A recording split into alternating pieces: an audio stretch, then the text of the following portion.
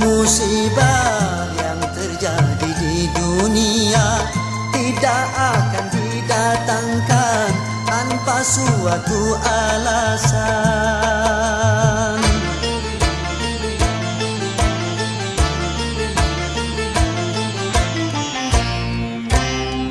Tentang musibah yang datang, mungkin hanyalah cobaan atau mungkin peringatan, semoga bukan hukuman.